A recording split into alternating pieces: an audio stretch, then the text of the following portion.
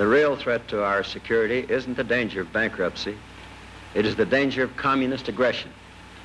If communism is allowed to absorb the free nations one by one, then we would be isolated from our sources of supply and detached from our friends.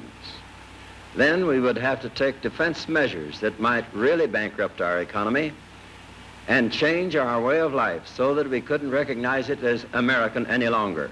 That's the very thing we're trying to keep from happening.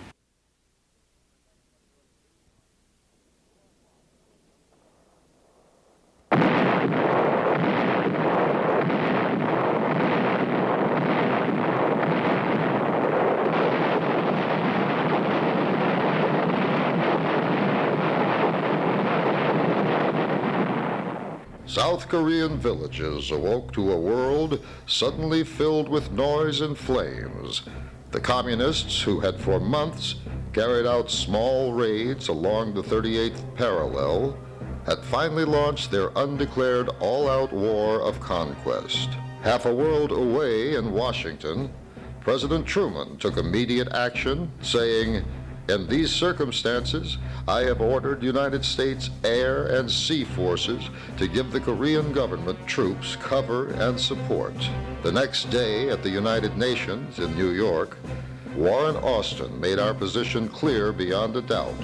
The armed invasion of the Republic of Korea continues. The Republic of Korea has appealed to the United Nations for protection. I am proud to report that the United States is prepared to furnish assistance to the Republic of Korea. Spearheaded by tanks, the Red forces had moved swiftly, and in 2 days they were attacking the capital city itself. Seoul fell the next day, June 28th. By June 30th, the communists had crossed the Han River south of Seoul and fought through the rail city of Yongdong-pro. With their heavy Russian-made tanks, they overran the South Korean resistance, racing down the corridor which led through Hongyeong toward Suwon. Here, the helpless and homeless gathered only to be told that they must flee still farther southward. Everywhere they saw their outnumbered countrymen rushing north to join the battle. Less than a dozen combat planes were available, several of them piloted by Americans, the Korean-American Volunteer Group.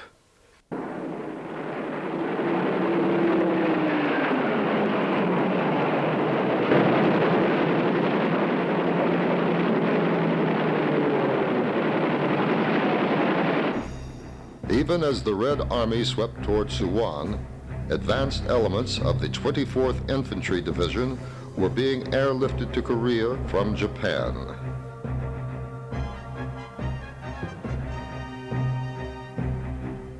Their coming was known to the people. They were welcomed with cheers.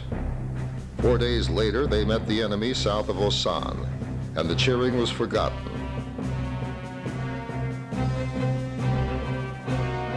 The soldiers were scared. The enemy was a lot stronger and better trained than they thought.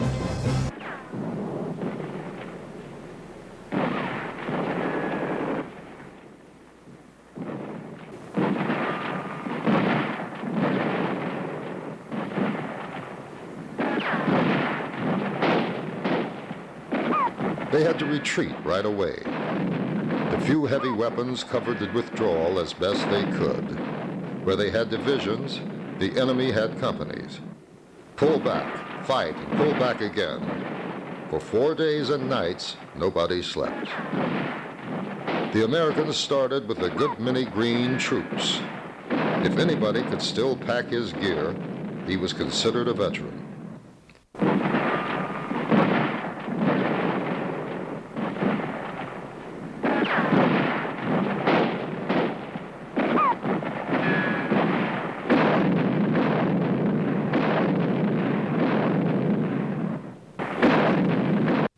Help was on the way.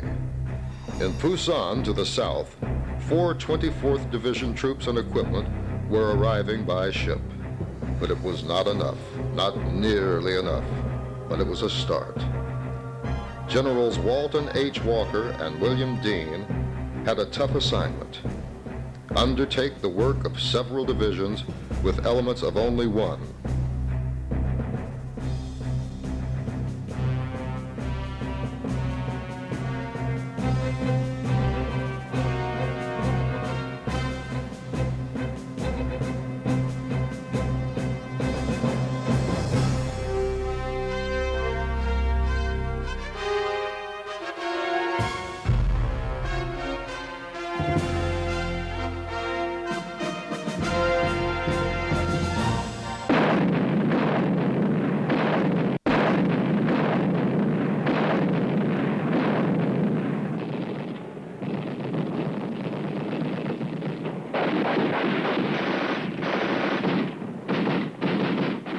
July 13th, Yokota Air Base, Japan. Our first large-scale bombing attack is mounted. More than 50 B-29s take off. The target, Wosan, a key North Korean port city.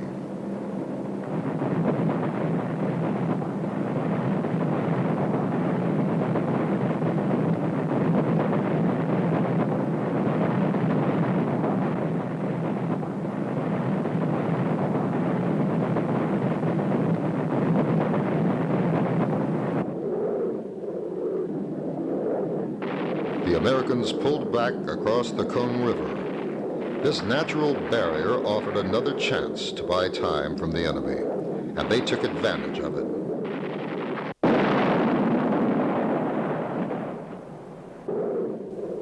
The Air Force was playing a leading role in the attempt to delay the communist advance.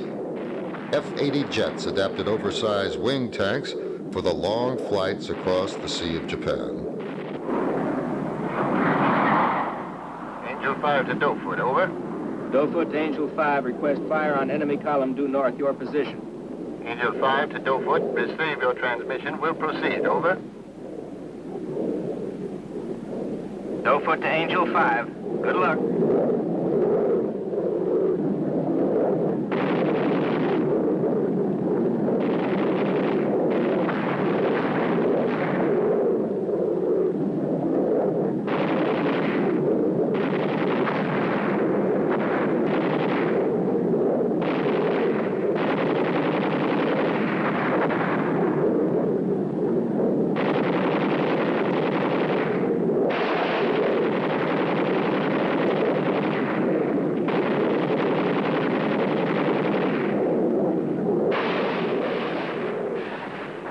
July 18th, the Sea of Japan. A Navy task force approaches the east coast of Korea.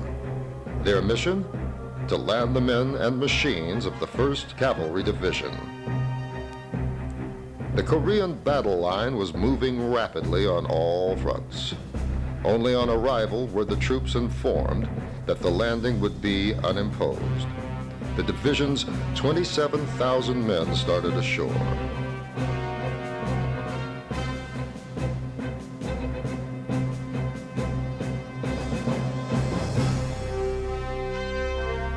On July 20th, the Reds reached Daejeon. The 24th Divisional troops, led by General Dean, were to hold as long as possible.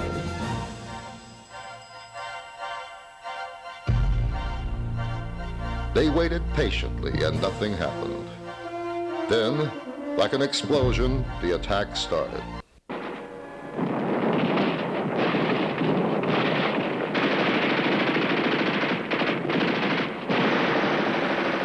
They were surrounded. It was a case of move out fast or stay put for good.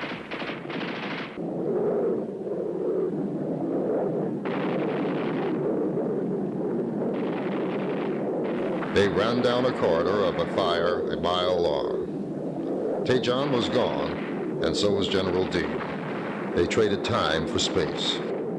It took 2 weeks for the Allies to control the land between Daejeon and the Naptong River.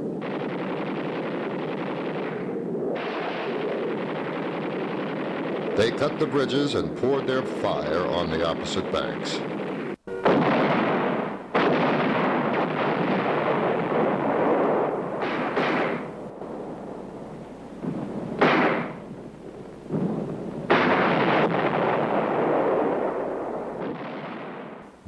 communist attacks continued up and down the length of the line, searching for an opening. In the north and eastern sector, ROK troops recovered from the first shattering blows they had taken. They would retreat no more. As far as the tanks were concerned, Korea was no place to have a war. There were only two directions, up the hill and down the hill, and the perpendicular terrain puts armor in a straitjacket. With a little added elevation, a tank's rifle could be darned good artillery. They found a way to get that extra elevation.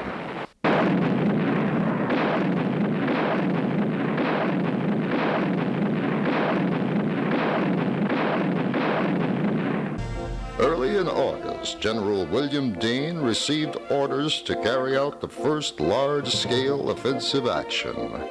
The enemy was trying to punch through the south and capture Busan. Task Force Dean, composed of General Dean's 25th Division, the 5th RCT, and the 1st Divisional Marine Brigade, was to repel this attack.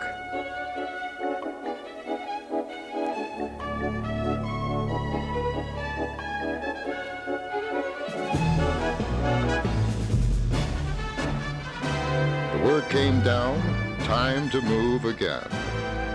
They had to get to high ground.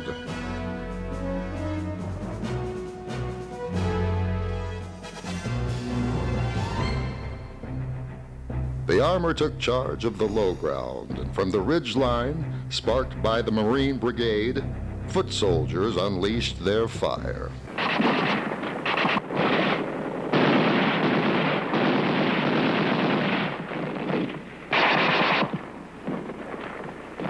The Marines' bazookas were highly effective against Russian-made armor.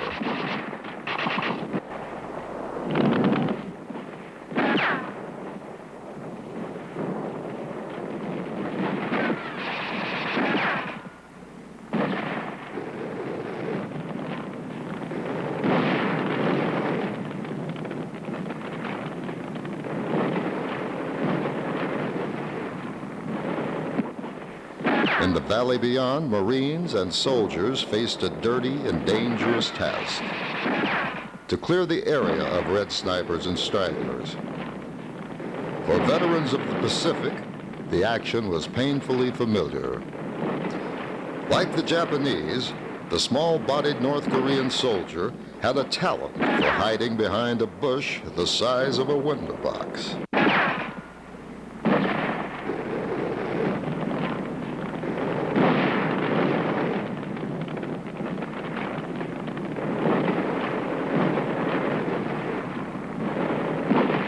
Task Force Dean took its quota of prisoners, and many had shed their uniforms, hoping to escape in the white civilian clothes worn underneath. At close quarters, the enemy didn't seem quite as fierce. Usually they were very young, and they were always glad to be out of the fighting. Task Force Dean had earned a brief moment to catch their breath. Busan Harbor, August 29th. The first non-American troops to join the UN forces in Korea arrived from Hong Kong. 2 battalions from the Argyle and Southernland Highlanders and the Middlesex Regiment.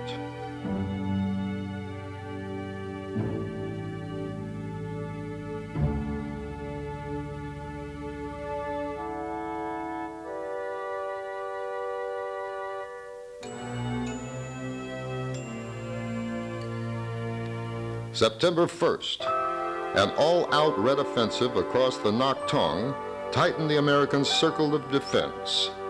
The siege of Busan perimeter is on. In the Sea of Japan, Task Force 77 carriers speed up their operations.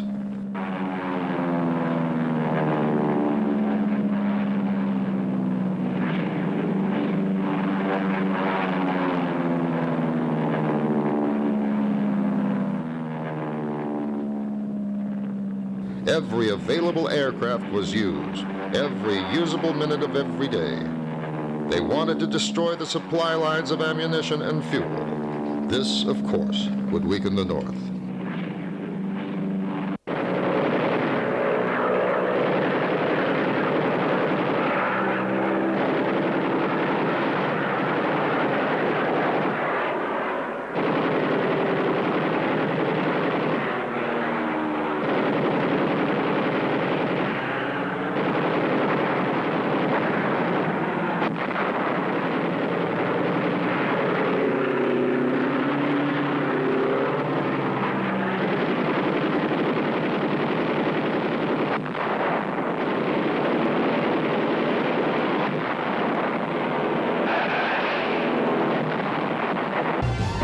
Our perimeter held, and within its circle at Pusan, our strength was mounting daily.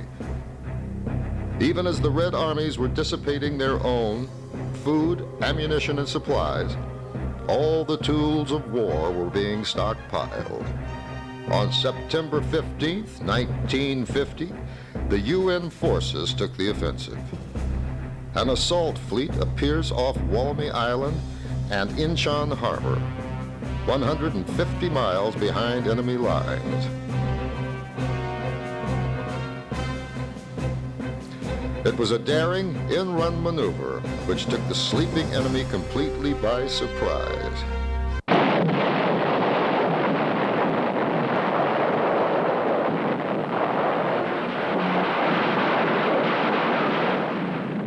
At 06:30 hours, the Marines began the assault. The naval barrage has cleared the way for them, but it was still a risky operation. Headquarters must gamble on the first try being good.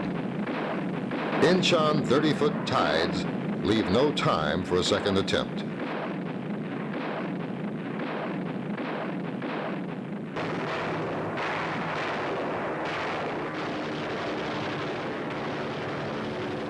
It took 58 minutes to secure the island. With the next tide, more Marines move into the streets of Incheon itself. They meet little resistance, and within hours the city is secured. The big gamble has paid off. With the surrender of Incheon's modern harbor, the back door of Seoul is open wide. Simultaneously, in the south, the reinforced 8th Army breaks out of its Pusan stronghold, splitting the encircling Red forces as it thrusts across the Naktong River to begin its drive northward. At Incheon, the 7th Infantry Division swarms ashore to strengthen the UN foothold in the north. Thousands of enemy troops are being trapped in the southwest as the Pusan spearhead races north to join up with Incheon forces.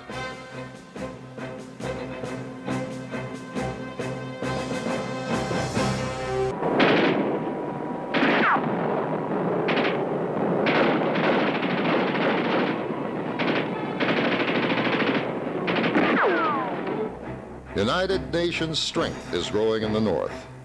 Men and machines, first hundreds, then thousands, roll inland from the sea to join the attack towards Seoul. With each step, however, they meet stiffening resistance as the retreating enemy consolidates his forces. At Pusan, still another nation joins the growing UN command as 1,200 men of a crack Philippine regimental combat team come ashore. At Kempo Air Base, south of Seoul, men of the 187th Airborne Regiment arrive from Japan to become the first paratroop unit to enter the conflict. This newly recaptured airfield has also become an advanced base for increased air attacks on the enemy supply and escape routes.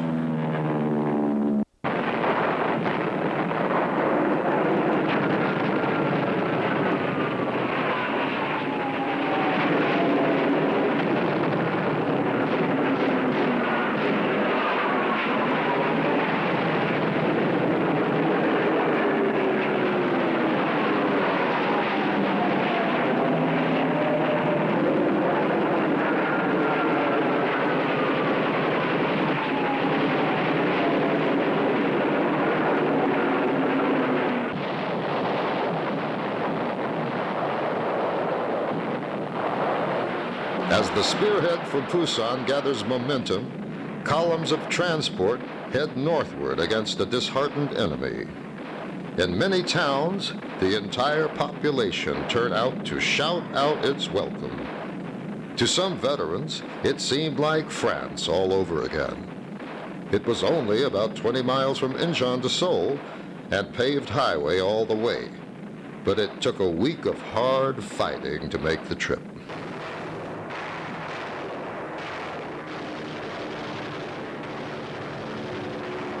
Finally, the amphibious gear started up the river behind Seoul. It was time to retake the city. The softening up process got underway.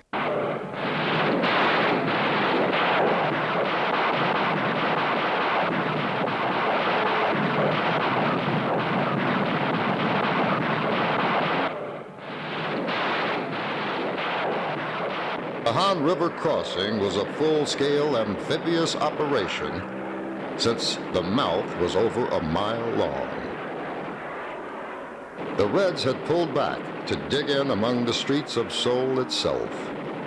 10,000 communist troops garrisoned every building and street junction with orders to fight to the death. A great many did.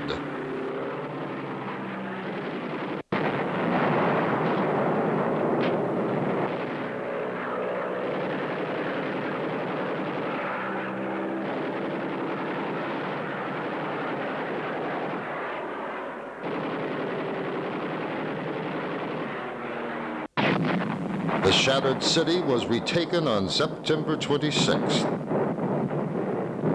During the battle for Seoul, the trap is closing around Red forces in the southwest. The day after Seoul falls, troops from the 7th and 1st Cavalry Divisions join up just south of Suwon. 2 days later, in the battered Capitol building, special ceremonies are held as General MacArthur officially returns the city to Syngman Rhee, President of the Republic of Korea.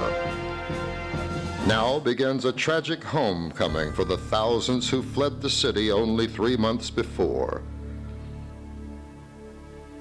The people scratch through the ashes of what once was their home.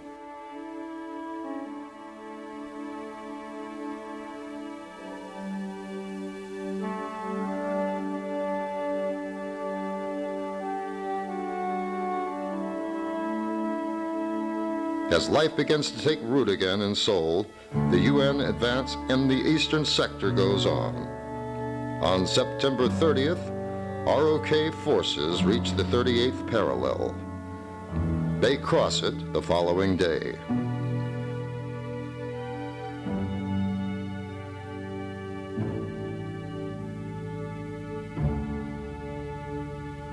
The end of September finds the war back where it started, but the costs have been great.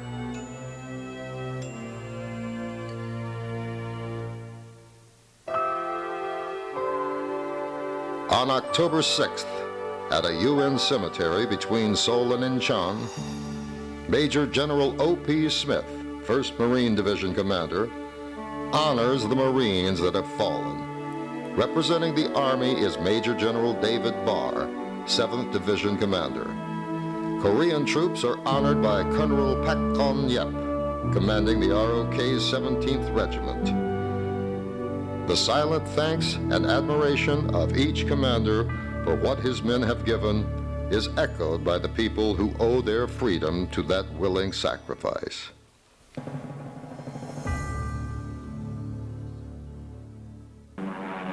The conflict goes on without let-up. B-29 squadrons based in Japan and Okinawa continue their daily blasting of Red industrial and transport centers in the north.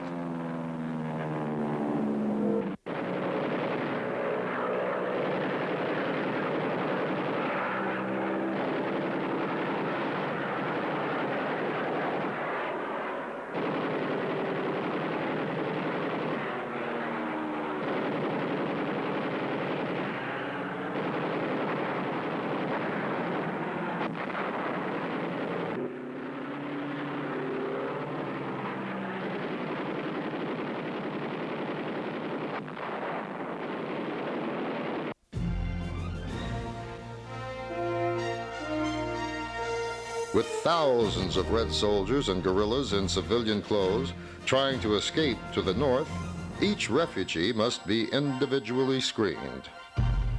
In the north, events are moving so rapidly that reinforcing units are hard-pressed to keep pace with the UN advance. On October 9th, Kaesong is taken. This surrender frees the last South Korean city held by the Reds. Then, on the east coast, Wonsan. Just 2 days after the fall of Kaesong, ROK 3rd Division troops seized the fort of Wonsan, having marched 287 miles in just 20 days to get there. Next, the Red capital city itself. On October 17th, men of the 1st Cavalry Division worked their way into the outskirts of Gangneung. In less than 24 hours, the North Korean capital is in United Nations hands.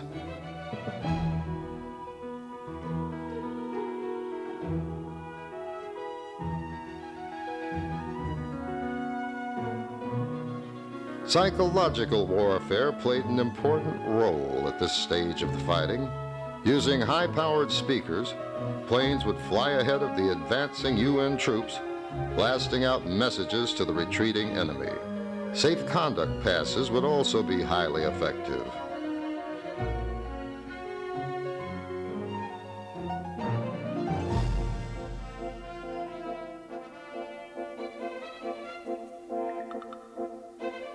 Two days after capturing the capital city, the first combat airdrop in Korea had begun.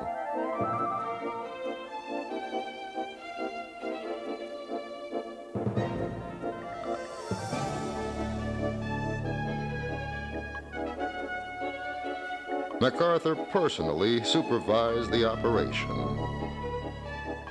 Almost 2,000 men made the jump.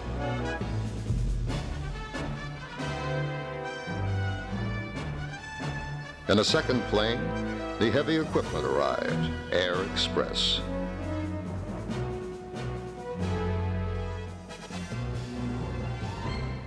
The next day, 1,800 reinforcements jump, but the enemy had already fled northward. In the east, ROK forces continued their headlong charge north from Wonsan to take Hongnam. Meanwhile, a Navy task force is waiting off Wonsan. 3,000 enemy mines were cleared from beach approaches before the Marines could come ashore.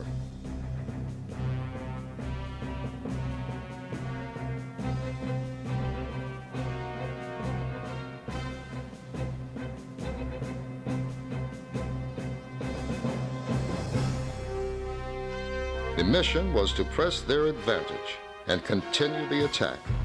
The Marines moved into Red-held villages and towns.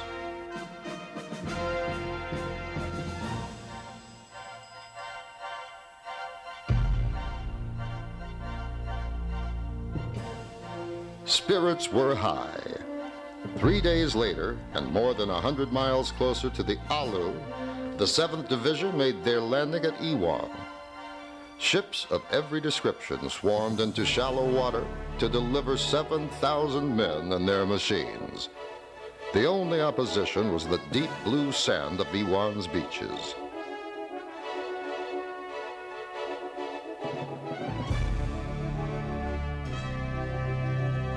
This far north, winter comes early to Korea. Cold weather uniforms were necessary. To the west, Marines were marching over ground that was frozen harder every day. News ran ahead of them as village after village was liberated. The people gathered and prayed.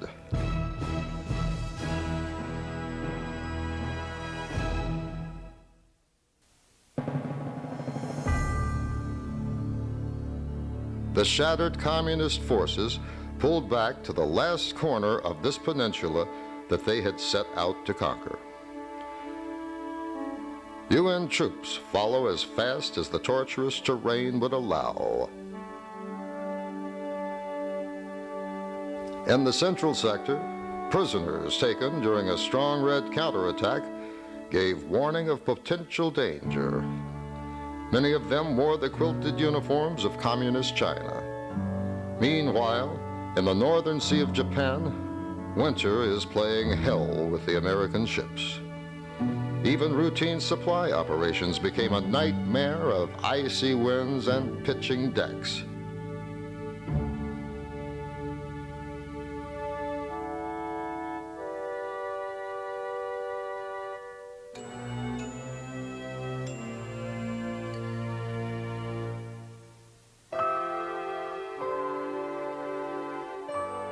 On shore, the Chinese forces have cleared back, leaving a clear road to the Alu. The village of Haisanjin huddles against the banks of the Alu, across from Manchuria. Here, men of the 7th Division set up their outposts. It was a pretty sorry spot to spend Thanksgiving. From bases in the south, cargo planes were taking off, carrying crates that were marked perishable. Rush.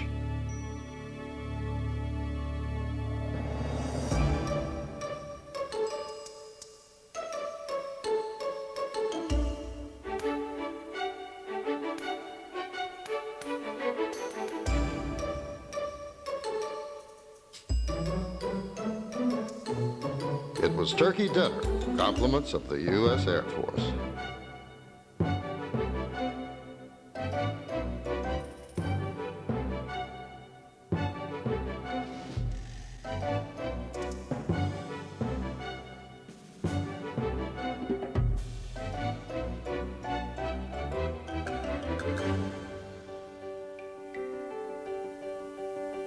The Americans were pretty certain that one more good offensive would end the fighting in Korea.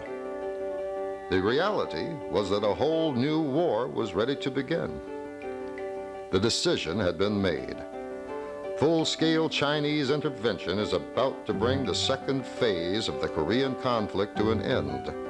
The 8th Army's end-of-the-war offensive was launched the day after Thanksgiving in 1950. It started out smoothly, but by nightfall of the second day, the enemy was facing a new enemy in Korea, and a new war had begun. The Chinese rolled swiftly southward, splitting the Allied line and cutting off Marine and 7th Division troops in the east, near the Chosan River. The Americans slept during the day, for it was too cold to sleep at night.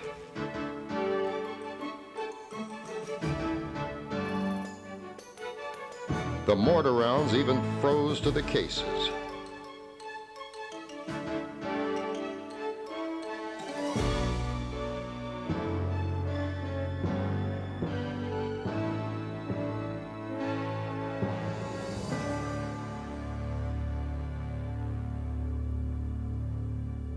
All of the resupply came by air. Without it, it would have been hopeless. The ground troops greatly appreciated the air support.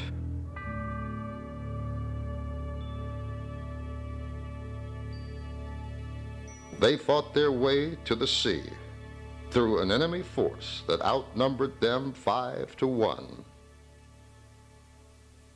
They finally reached safety on December 10th in the town of Hungnam.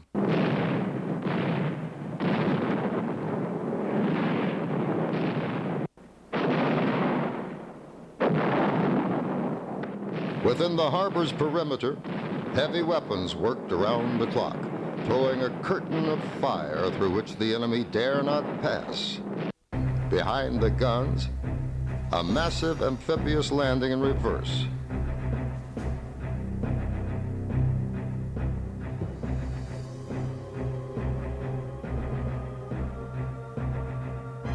In the space of 10 days, more than 100,000 men were evacuated.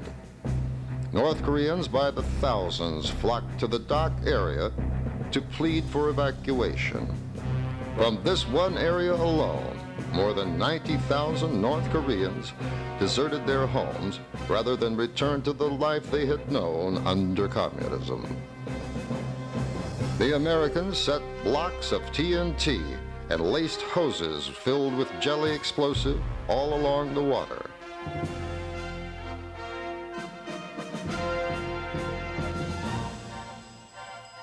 When they left, the harbor was a big ticking time bomb.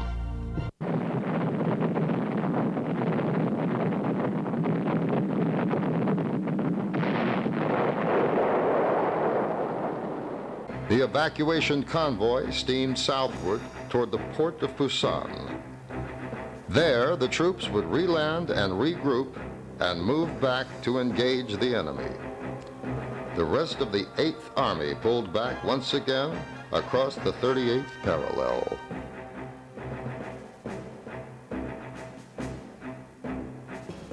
The journey southward for the hundreds of thousands of civilians trying to outrun the communists was a nightmare. They were cold, weary, and confused. Old people carried their belongings on their backs.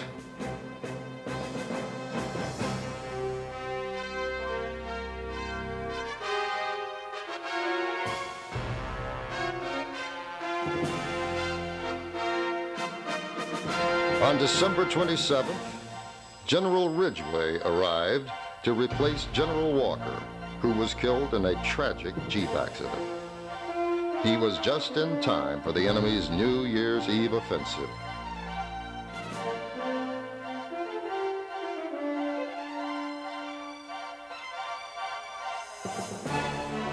Once again, U.S. troops pulled out of Seoul, blowing up bridges behind them.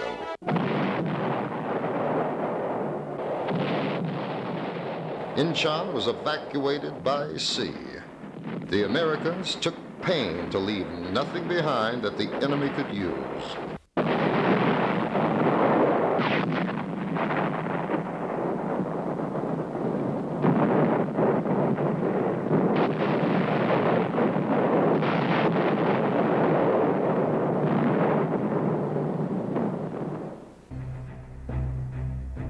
In the south, the troops that had been taken off the beach were regrouped and, despite bitter weather, took advantage of a welcome opportunity to catch up with themselves.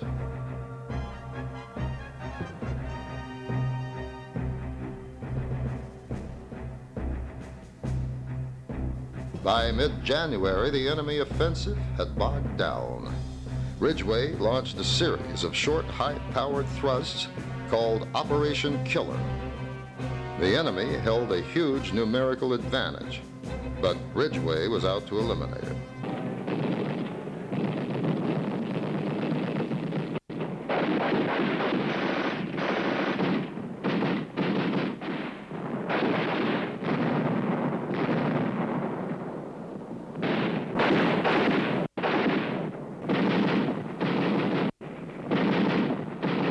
Assault units moved up, expecting to meet great strength. They found surprising weakness. Under the pounding raids of Operation Killer, the enemy fell back. Ridgway pressed the advantage.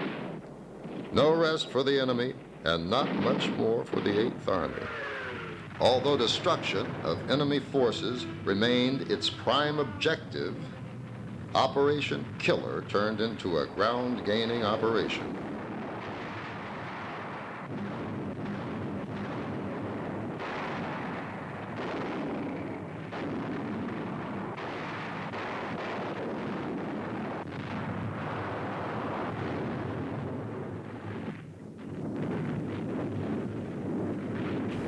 For 6 weeks, the seasoned fighters of the 8th Army scoured the countryside, inflicting fantastic losses on the retreating Reds.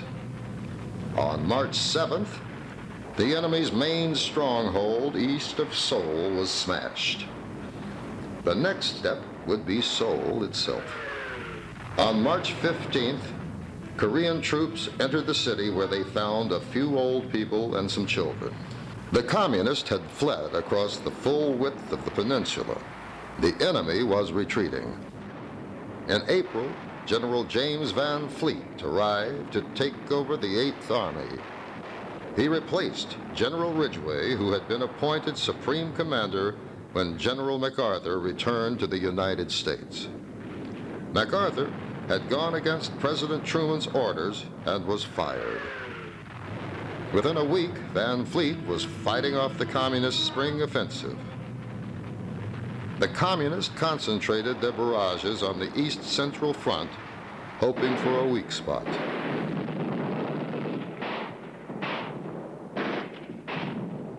All available UN forces were needed to slow the enemy down.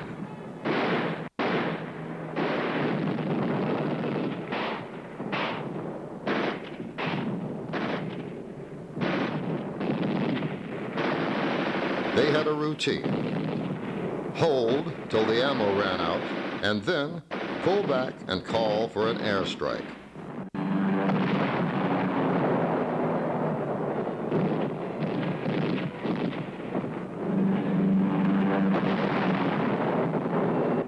When foul weather grounded the Air Force, units south of Seoul were forced back across the Incheon River.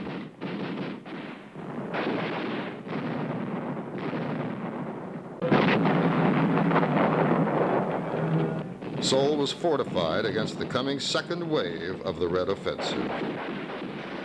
Van Fleet was determined not to lose the capital city again.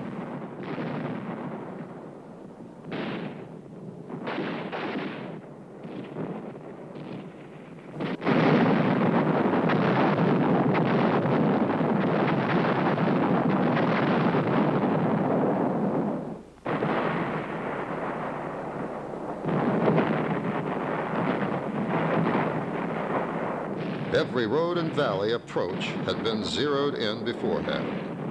The enemy lost thousands of men breaking through the curtain of fire. Then they faltered and lost their advantage. As the enemy turned to retreat northward once again, Van Fleet followed with mobile firepower.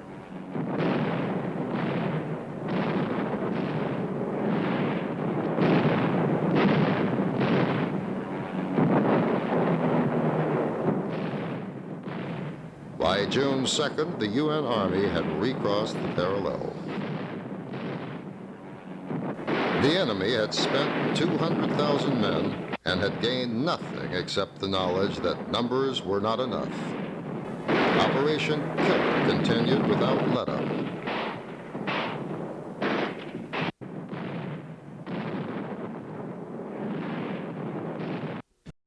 Within a month, truce feelers materialized into the first meeting of the red-held city of Kaesong. The chief UN negotiator was Vice Admiral Turner Joy. The North Korean spokesperson was General Nam Hyu.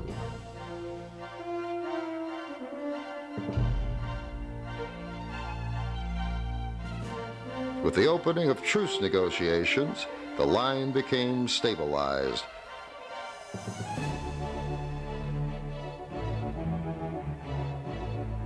New battle techniques were developed. In the eastern sector, a Marine battalion made history by securing a hill in no man's land by the air from helicopter. The first wave landed a shore party which would clear the small landing area needed. The copter load of aerial cavalry then arrived, fully equipped, fresh and ready for action. By using copters, the Marines secured commanding high grounds within enemy territory without having to fight their way to it. Copters supplied the operation and evacuated the troops at the completion, opening a way to a new concept in tactical troop movement.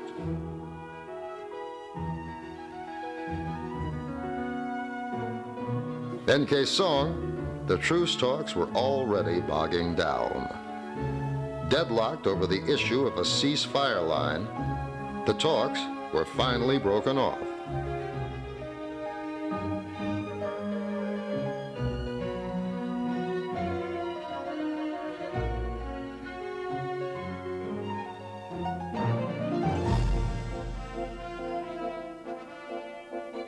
Air Force Sabre jets ruled the skies. At this point, the U.S. had lost less than 8 aircraft. The Communists had lost 510.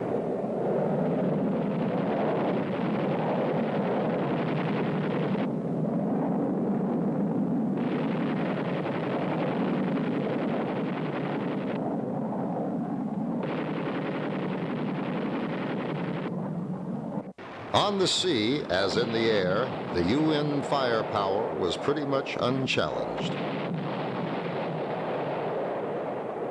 Near the end of 1951, truce talks were resumed at the tiny farming village of Panmunjom. The UN delegates offered a compromise. They would accept the Communists' proposed ceasefire along the present battle lines if all other problems could be ironed out within 30 days. If not, all bets were off. The war virtually stopped, except for the constant bombing of artillery.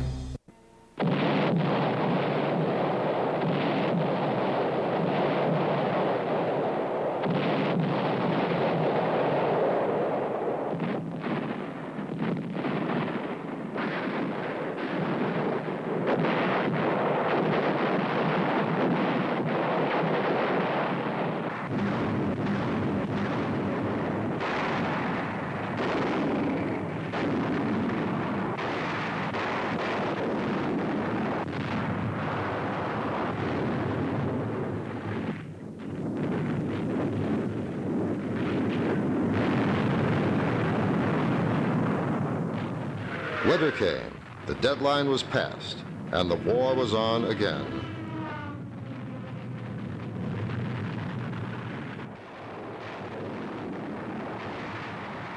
Across the breadth of Korea, the bloody hill battles were fought. Heartbreak Ridge, Bunker Hill, Bloody Ridge, T-Bone, The Nook, Sniper Ridge, Luke's Castle, Old Baldy.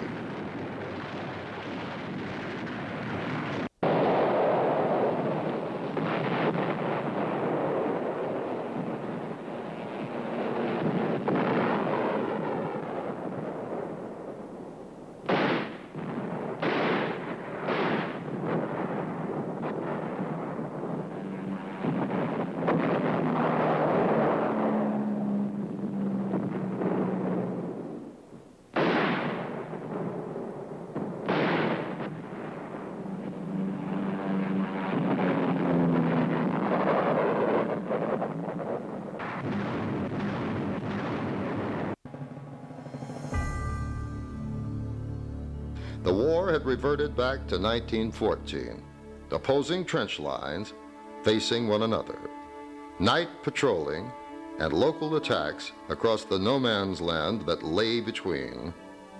It was costly, but there was no clear way out. The big break came in April 1953. Stalin had died in March, and Malenkov had taken over. Immediately, he launched his worldwide peace offensive, and the Chinese agreed unconditionally to General Clark's standing proposal to exchange sick and wounded prisoners. The exchange went smoothly, and truce talks were resumed. Encouraged, the world listened for the news of the final signing that would mean ceasefire in Korea. It came on July 27, 1953. While the Communists signed at Panmunjom, General Clark signed at Munsan. The Korean War was finally over. There was excitement, but little rejoicing. We have stopped the shooting. That means much to the fighting men and their families, and it will allow some of the grievous wounds of Korea to heal. Therefore, I am thankful. The task now is to put the ceasefire agreement into full effect and get down to working out an enduring settlement of the Korean problem. I cannot find it in me to exult in this hour. Rather, it is a time for prayer, that we may succeed in our difficult endeavor to turn this armistice to the advantage of mankind.